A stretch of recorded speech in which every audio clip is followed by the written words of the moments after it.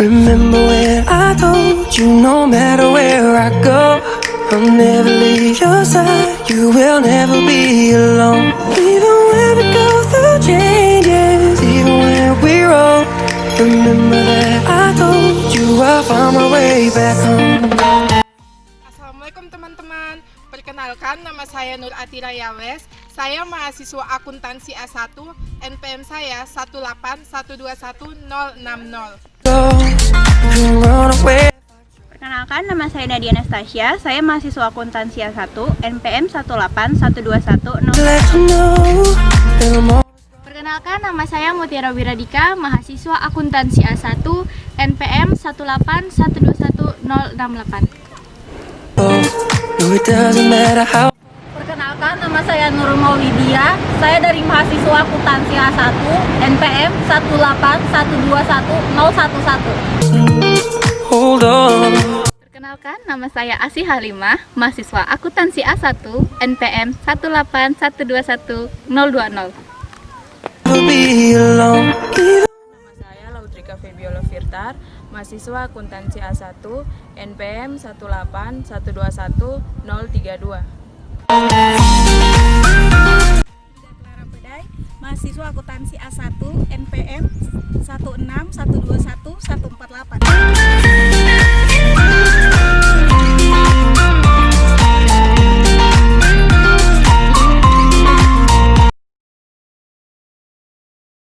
Semuanya, baik, di sini kelompok kami akan membahas tentang perencanaan laba.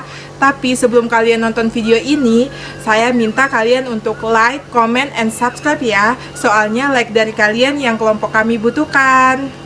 Kelompok kami akan membahas tentang perencanaan laba, yang dimana terdapat deskripsi penganggaran,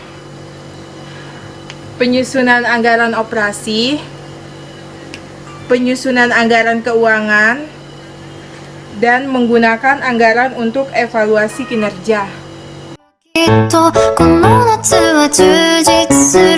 Baik, saya akan menjelaskan tentang deskripsi penganggaran, yaitu perencanaan, pengendalian, dan penganggaran. Perencanaan dan pengendalian saling berhubungan. Perencanaan adalah pandangan ke depan untuk melihat tindakan apa yang seharusnya terjadi, dilakukan agar dapat mewujudkan tujuan-tujuan tertentu.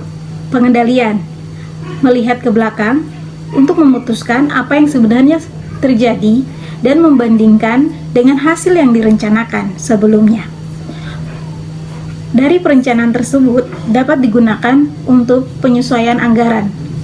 Anggaran menurut Dr. Jones adalah hal penting bagi bisnis kecil setiap entitas, nirlaba ataupun laba, dalam memanfaatkan perencanaan dan pengendalian untuk penganggaran. Ada penganggaran. Yang pertama, perencanaan. Penganggaran memaksa manajemen untuk merencanakan masa depan. Penganggaran mendorong para manajer untuk membangun tujuan perusahaan secara menyeluruh, memperkirakan berbagai permasalahan, dan membangun kebijakan masa depan. Yang kedua, informasi untuk pengambilan keputusan. Anggaran meningkatkan hasil dari pengambilan keputusan. Yang ketiga, standar evaluasi kinerja. Anggaran menetapkan standar yang dapat mengendalikan penggunaan sumber daya perusahaan dan memotivasi para karyawan. Keempat, meningkatkan komunikasi dan koordinasi. Anggaran juga berfungsi untuk menyampaikan dan mengkoordinasikan rencana perusahaan kepada setiap karyawan. Jadi, karyawan dapat menyadari peran mereka dalam mencapai tujuan tersebut. Karena anggaran dari berbagai bagian dan aktivitas harus saling bersinergi dalam mencapai tujuan perusahaan. Maka, koordinasi sangat diperlukan. Anggaran induk dan anggaran berkelanjutan. Anggaran induk atau master budget merupakan rencana keuangan yang komprehensif untuk perusahaan sebagai satu kesatuan. Biasanya, anggaran induk untuk periode 1 tahun sesuai dengan tahun fiskal perusahaan. Anggaran tahunan terbagi menjadi 2, anggaran tribulanan dan anggaran bulanan. Sedangkan anggaran berkelanjutan atau continuous budget merupakan anggaran yang bergerak 12 bulan. Komponen utama anggaran induk terbagi menjadi 2, anggaran operasi dan anggaran keuangan. Anggaran operasi atau operating budget menggambarkan aktivitas suatu perusahaan yang menghasilkan pendapatan seperti penjualan, produksi, dan persediaan barang jadi. Anggaran keuangan atau financial budget memerinci arus kas masuk dan arus kas keluar, serta posisi keuangan secara keseluruhan. Arus kas masuk dan arus kas keluar yang direncanakan muncul dalam anggaran kas. Penyusunan anggaran operasi. Anggaran operasi terdiri atas laporan laba rugi yang dianggarkan disertai dengan rencana pendukung berikut ini. Yang pertama, anggaran penjualan. Anggaran penjualan atau sales budget disetujui oleh komite anggaran dan menjelaskan penjualan dalam unit dan jumlah uang yang diharapkan. Karena anggaran penjualan adalah dasar bagi seluruh anggaran operasi lainnya dan sebagian besar anggaran keuangan, maka sangat penting untuk membuat anggaran penjualan seakurat mungkin. Langkah pertama dalam membuat anggaran penjualan adalah dengan mengembangkan perkiraan penjualan. Yang kedua, anggaran produksi. Anggaran produksi atau production budget menjelaskan berapa banyak unit yang harus diproduksi untuk memenuhi kebutuhan penjualan dan untuk memenuhi kebutuhan persediaan akhir. Untuk menghitung unit yang akan diproduksi, penjualan unit, dan unit persediaan barang jadi awal dan akhir diperlukan. Unit yang akan diproduksi sama dengan unit penjualan yang diharapkan ditambah unit persediaan akhir yang diinginkan dikurangi unit persediaan awal. Ada dua hal penting dalam unit yang akan diproduksi yang harus benar-benar diperhatikan. Yang pertama, persediaan awal suatu triwulan selalu sebesar persediaan akhir pada triwulan sebelumnya. Yang kedua, untuk tahun tidak cukup hanya dengan memasukkan jumlah yang ada pada 4 triwulan. Ketiga, anggaran pembelian bahan baku langsung. Setelah anggaran produksi selesai, anggaran untuk bahan baku, tenaga kerja, dan overhead langsung dapat disusun. Anggaran pembelian bahan baku langsung atau direct materials full cash budget menjelaskan jumlah dan biaya bahan baku yang akan dibeli pada setiap periode. Perusahaan harus menyiapkan anggaran pembelian bahan baku langsung yang terpisah untuk setiap jenis bahan baku yang digunakan. Perumus yang disajikan untuk digunakan menghitung pembelian adalah pembelian sama dengan bahan baku langsung yang dibutuhkan untuk produksi ditambah bahan baku langsung pada persediaan akhir yang diinginkan dikurangi bahan baku langsung pada persediaan awal. Kuantitas bahan baku langsung dalam persediaan ditentukan oleh kebijakan persediaan perusahaan. Keempat, anggaran tenaga kerja langsung. Anggaran tenaga kerja langsung atau direct labor budget menunjukkan total jam tenaga kerja langsung dan biaya tenaga kerja langsung yang dibutuhkan untuk jumlah unit dalam anggaran produksi. Seperti bahan baku langsung, jumlah jam tenaga kerja langsung yang diharapkan. Ditentukan oleh hubungan antara tenaga kerja dan output. Yang kelima adalah anggaran overhead atau overhead budget. Menunjukkan biaya yang diharapkan dari seluruh biaya produksi, kecuali biaya bahan baku langsung dan tenaga kerja langsung. Yang keenam adalah anggaran beban penjualan dan administrasi, menjelaskan pengeluaran yang direncanakan untuk aktivitas non-manufaktur. Itu adalah anggaran beban pokok penjualan, menunjukkan biaya yang diharapkan dari barang yang akan dijual.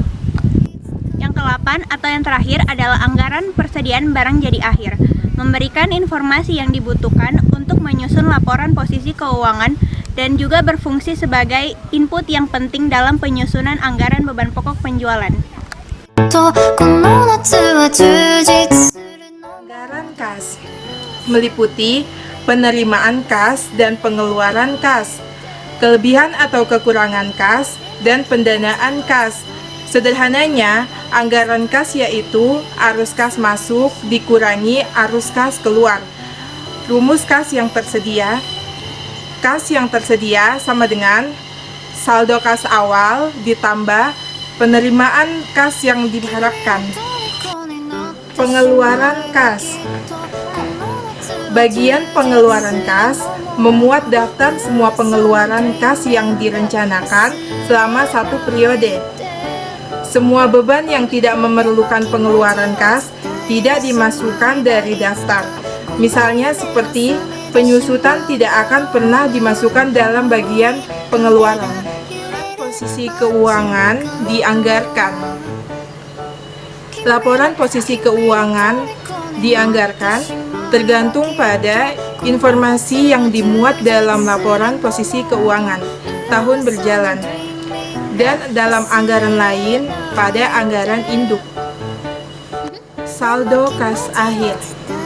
Baris terakhir dari anggaran kas ialah saldo kas akhir. Saldo kas akhir adalah jumlah kas yang direncanakan yang akan dimiliki pada akhir periode setelah seluruh penerimaan dan pengeluaran serta pinjaman dan pembayaran kembali dan peminjaman diperhitungkan.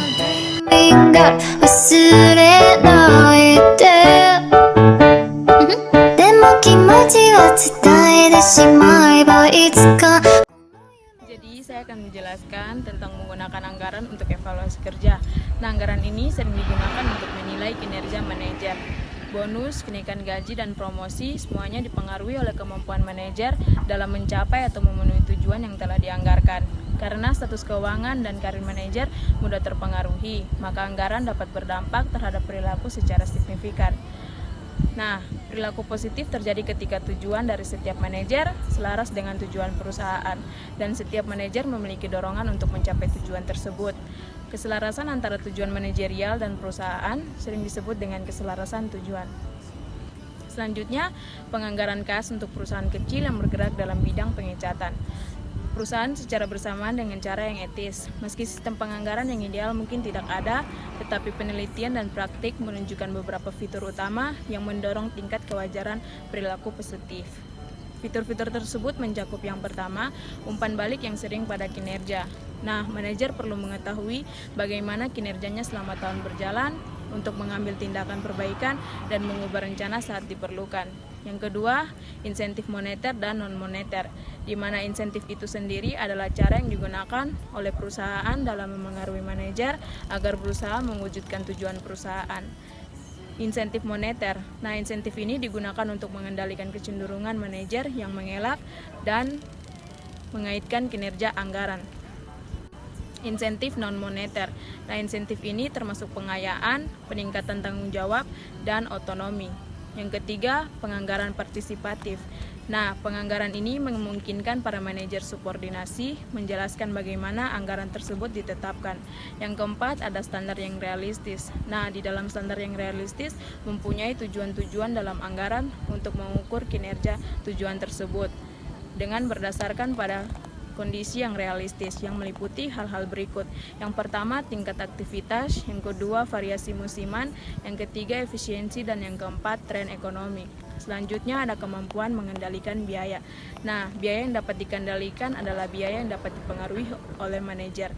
Contohnya, para manajer divisi tidak memiliki kekuasaan untuk mengotorisasi biaya di tingkat korporat, seperti penelitian dan pengembangan. Selanjutnya, ada ukuran kinerja berganda atau lebih dari satu. Nah, perusahaan biasanya melakukan kesalahan karena penggunaan anggaran sebagai satu-satunya ukuran kinerja manajer. Meskipun ukuran kinerja keuangan penting, tetapi penekanan yang berlebihan dapat mengarah kepada perilaku disfungsional yang sering disebut dengan milking the frame atau miopia. Sekian dan terima kasih.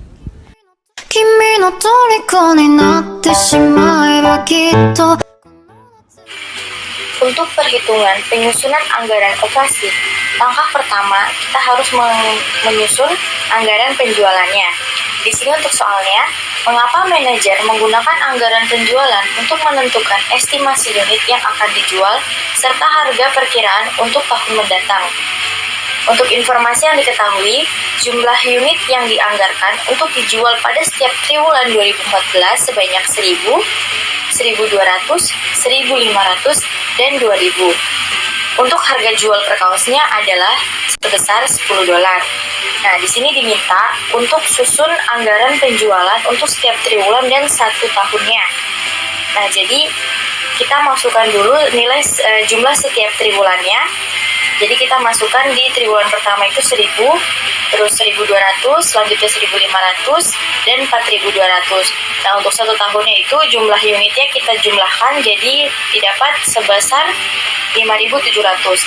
Nah, untuk harga jual per unitnya, karena di sini diketahui sebesar $10, jadi kita tinggal masukkan $10 di setiap tahunnya, dan dari 1 triwulan itu dikalikan dengan $10. Jadi anggaran penjualan pada triwulan pertama sebesar $10.000, triwulan kedua sebesar $12.000, triwulan ketiga sebesar $15.000, dan triwulan keempat sebesar $20.000. Untuk 1 tahunnya anggaran penjualannya sebesar $57.000.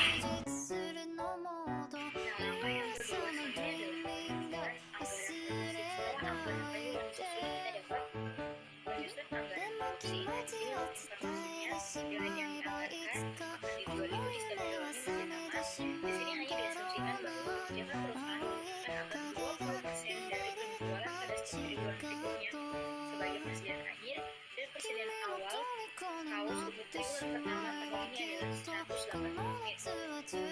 Diasumsikan juga bahwa penjualan pada triwulan pertama di tahun 2015 diperkirakan sebesar 1.000 unit. Di sini kita diminta untuk hitung persediaan akhir dan dalam unit di setiap triwulan pada tahun tersebut. Dan juga jumlah persediaan akhir dalam unit pada tahun tersebut. Yang kedua, kita diminta menyusun anggaran produksi pada setiap triwulan dan untuk tahun yang bersangkutan. Langsung saja untuk penyelesaiannya, untuk kita menyelesaikan persediaan akhir ini sudah diketahui diasumsikan bahwa 20% dari penjualan pada setiap triwulan berikutnya. Jadi kita mulai dari 20% itu dikali dengan 1.200 unit dari setiap triwulan. Terus triwulan kedua juga 20% dikali 1.500, triwulan ketiga 20% dikali 5.000, triwulan keempat 20% dikali 1.000, dan untuk persediaan di tahun tersebut itu kita ambil dari triwulan keempat itu sebesar 200 unit. Selanjutnya, untuk penyusunan anggarannya, di sini kita tinggal masukkan saja penjualan dalam unit itu disesuaikan.